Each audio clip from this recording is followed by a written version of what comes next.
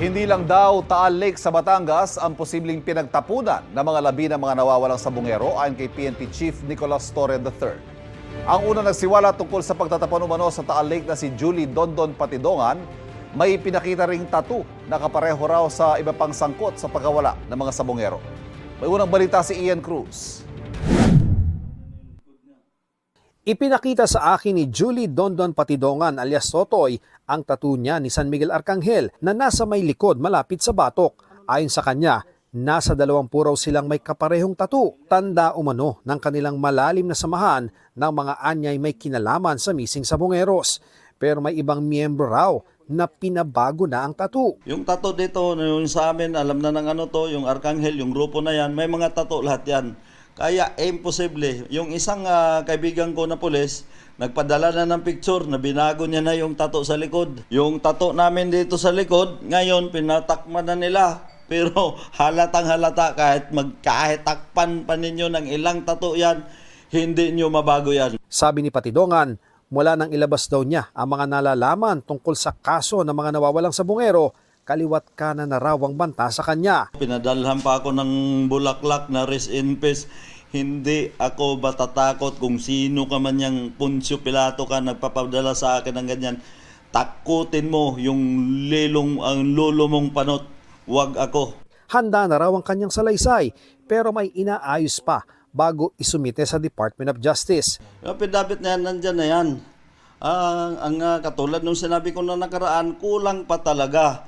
Pero mag-antay ka, Mr. Atong Ang. Bumaliktad na lahat. Yung mga apidabit ko na yan, alam kong may kopya na si Mr. Atong Ang yan, pero hindi ko pwedeng ibigay ang lahat ng detalye niyan. Wala pang bagong pahayag si Atong Ang, pero nauna na niyang itinanggi na may kinalaman siya sa kaso.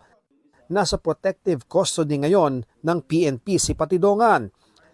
Habang ang 15 pulis na dinadawit sa kaso, nasa restrictive custody sa Camp Crame. Sabi ng PNP, posibleng madagdagan pa ito habang umuusad ang investigasyon. Wala kaming sasantuhin dito, we will leave no stones unturned. Ayon kay Police General Nicolas Torre III, bago pa man siya maging PNP chief, lumapit na sa kanila si Patidongan. Sa EDG pa ako na sinimulan ito. Okay? Sa EDG pa ako nang nakuha namin si Totoy at nagbigay ng information sa amin. I was very shocked. Karumal-dumal naman talaga ang nangyari. Hindi talaga not acceptable by any standards.